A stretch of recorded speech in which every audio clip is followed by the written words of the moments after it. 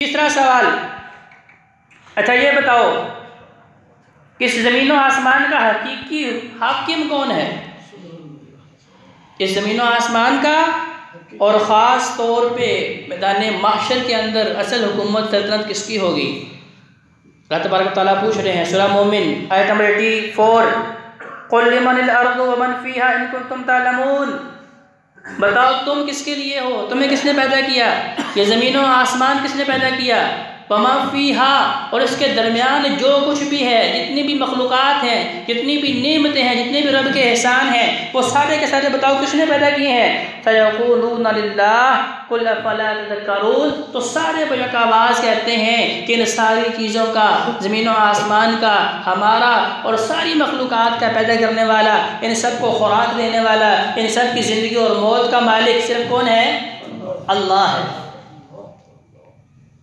और फिर आखिरी सवाल सूरह यूनुस आयत नंबर 31, अल्लाह तबारक व तआला पूछ रहे हैं कुल, या नबी से पूछिए, मैं यरज़ुकुकुम मिनस समाई वल अर्ज़, क्या 18,000 से ज़्यादा मखलूक़ात अल्लाह ने पैदा की हैं? तुम सिर्फ एक इंसान हो, इसी तरह की बेशुमार तुमसे बड़ी छोटी मखलूक़ात मैंने पैदा की हैं, सब के खाने का अलग अलग बंदोबस्त, सब के लिए अलग अलग खुराक। क़ुल मैं यरज़ुकुकुम मिनस समाई वल अर्ज़ व रब्बुल अर्शिल अज़ीम। बताओ इन सब की रोज़ी का बंदोबस्त करने वाला कौन है और अर्श अज़ीम का रब कौन है? अब ये सवाल किया सयक़ूलूना लिल्लाह क़ुल फ़अन्ना तुस्हरून। तो सारे के सारे बजट आवाज़ कहते हैं इन सारी चीज़ों का निज़ाम चलाने वाला कौन है? अल्लाह है। तो ये सारे के सारे सवालात कुरान में इन मुशरिकीन मक्का से पूछे गए थे। तब वही मुशरिकीन मक्का जब नबी करीम सल्लल्लाहु अलैहि वसल्लम से पूछने आए कि अब हमें अपने रब का तारुफ करवाइए, तो अल्लाह तबारक व तआला ने वही लफ्ज़ इस्तेमाल किया जो ये जानते थे, ताकि उनके लिए अजनबी ना हो, उनके लिए समझना मुश्किल ना हो। क्यों? क्योंकि उनके जहनों में ये तसव्वुर भी था कि हमारे जो खुदा हैं इनकी कैपेसिटी कम है, इनकी ताकत थोड़ी है, महदूद है, इनके पास जो वसाइल हैं बड़े मुख्तलिफ थोड़े हैं, ये छोटी छोटी मुसीबतें दूर कर सकते हैं, लेकिन बड़ी बड़ी आफात और मुसीबतें जब आती हैं तब वो मोहम्मद के रब को पुकारना पड़ेगा, क्योंकि बड़ी बड़ी मुसीबतें वही दूर कर सकता है। इकरमा बिन अबू जहल का वाक़या कई दफ़ा हम सुन चुके हैं कि जब नबी करीम सल्लल्लाहु अलैहि वसल्लम मक्का के ऊपर चढ़ाई कर रहे थे, मक्का को फतह करने के लिए आए, तो कुछ ऐसे नबी अलैहि सलाम के जानी दुश्मन जो नस्ल दर नस्ल नबी अलैहि सलाम से दुश्मनी निभा रहे थे, मक्का छोड़ के भाग रहे हैं। अब दरिया में या समंदर का सफ़र कर रहे हैं, समंदर की बेताज मौजों ने जब उन्हें खौफ ज़दा किया और उन्हें ये खौफ महसूस हुआ कि शायद ये मौजें आज हमें गर्क कर देंगी, इस पानी में हम डूब के मर जाएंगे, तो सब ने कहा अपने अपने रब को पुकारो। अब इकरमा बिन अबू जहल कहता है लात को पुकारूं, मनात को पुकारूं, उज़्ज़ा हुबल को पुकारूं, 360 जो खाना काबा में रखे उसमें से किसको पुकारूं? तो सारे मुशरिक, सारे नबी अलैहि सलाम के दुश्मन जो नस्ल दर नस्ल दुश्मनी निभा रहे हैं और इसी दुश्मनी की खातिर मक्का छोड़ के भाग रहे हैं कि हमने ये इस्लाम कबूल नहीं करना, हमने ये दावत तौहीद कबूल नहीं करनी, हमने इस मिशन का हिस्सा नहीं बनना, हमने नबी अलैहि सलाम की दावत पे लब्बैक नहीं कहना। अब वो भाग रहे हैं, सब ने कहा नहीं नहीं, आज लात मनात उज़्ज़ा हुबल तक हमारी आवाज़ें नहीं पहुँचेंगी, आज वो हमारी मुश्किल दूर नहीं करेंगी, आज वो हमें मौत से नहीं बचाएंगी। आज किसको पुकारना है? मोहम्मद अरबी सल्लल्लाहु अलैहि वसल्लम के रब को पुकारना है। तो अल्लाह तबारक व तआला ने यही फरमाया कि लफ्ज़ अल्लाह जो है इनके ज़हनों के अंदर रासिख़ है, पुख्ता है, ये उससे मुतारिफ़ हैं, अच्छी तरह जानते हैं, लिहाजा इनको बताओ मेरा वो अल्लाह है जिसने तुम्हें पैदा किया, जिसने ज़मीन व आसमान पैदा किए, ज़मीन व आसमान के दरमियान के सारी मखलूक़ात पैदा की और सबको रिज़्क़ देने वाला वो है, और तुम्हारी छोटी बड़ी सारी मुसीबतें दूर करने वाला अल्लाह है। कुल हुवल्लाहु अहद, तो मैं बताओ इनको कि मेरा अल्लाह अहद है।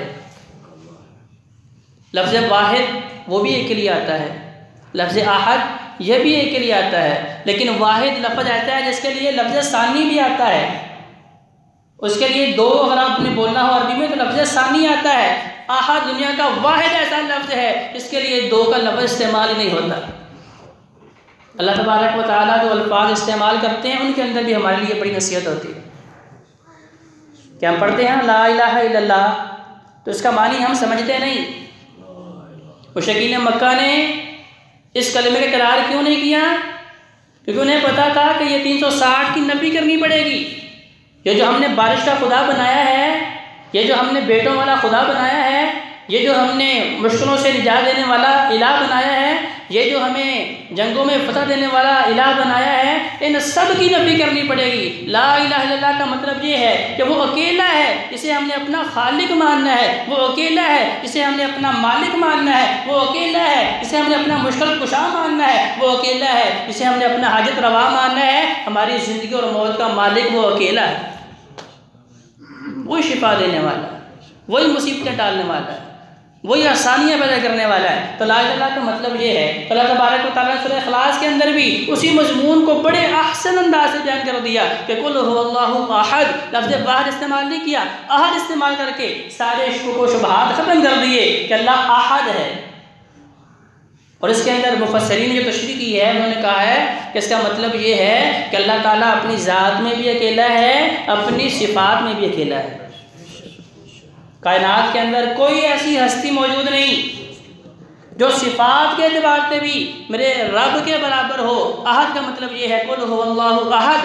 तो भाइयों अपने जहनों में ये बात ज़हन नशीन कर लें, पुख्ता तौर पर बिठा लें कि जो मुसलमान है और रब के अलावा किसी को अपना खालिक, मालिक, हाजत रवा, मुश्किल कुशा मानता नहीं मानता। अल्लाहु समद, अल्लाह तो बेनियाज है। उन्होंने सवाल क्या किया था? पहले अपने रब का बताओ। अल्लाह ने पहली आयत करीमा में उसका तारुफ करवाया। फिर अगला सवाल था कि हमारे जो 360 बुत हैं, हमें उनका नाम पता है, उनके बाप का नाम पता है, उनके दादे का नाम पता है, परदादे का नाम पता है, कई सिलसिलों का पता है। तुम भी अपने रब का तारुफ करवाओ, उसका बाप, उसका बाप, उसका बाप।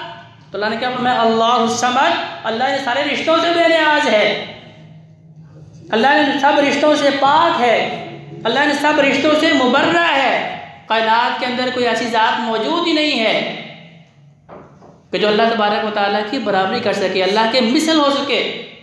लैसा कमिस्लिही शै, अल्लाह जैसी ज़ात कायनात के अंदर मौजूद ही नहीं है।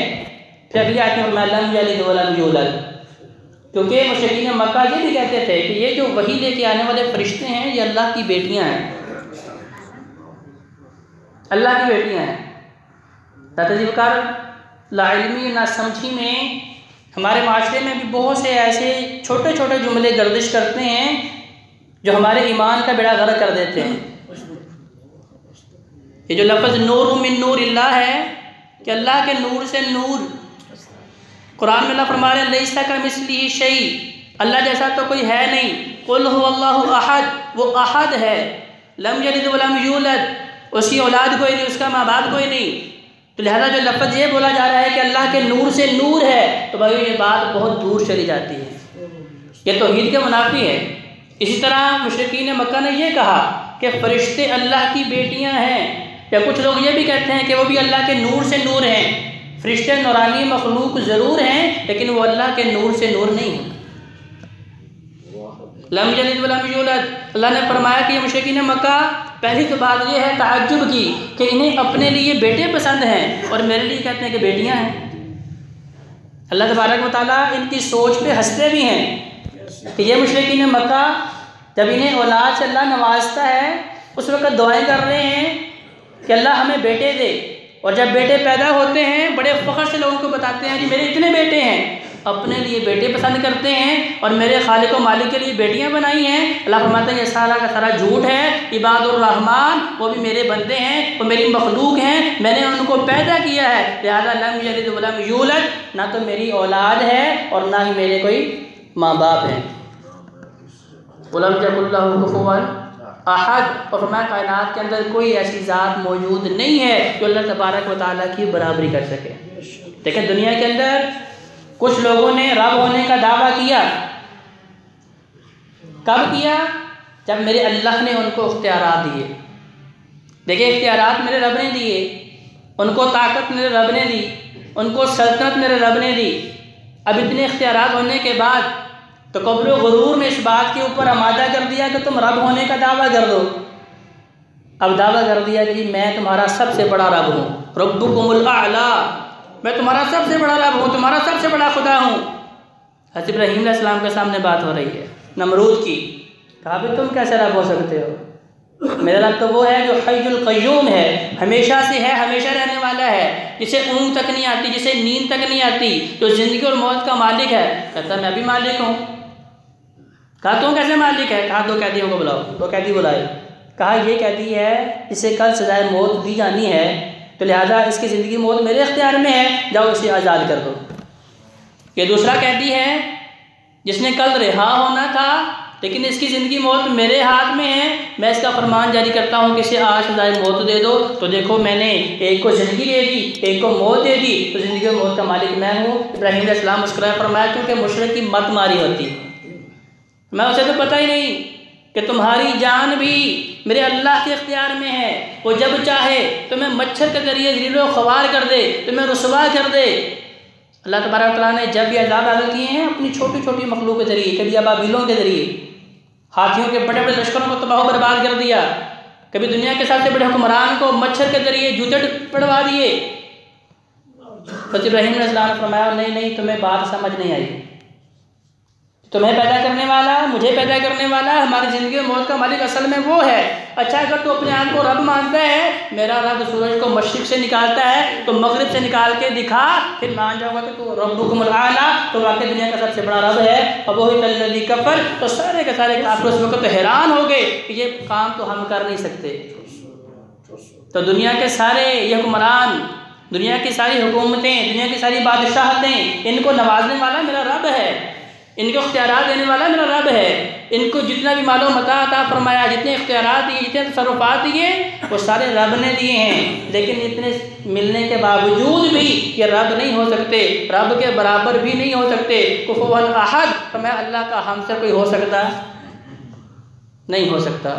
तो ज़ाते जी बकार ये सूरत मुबारका सूरह इखलास, इसके बेशुमार नाम है, उनमें से एक नाम सूरह तौहीद भी है।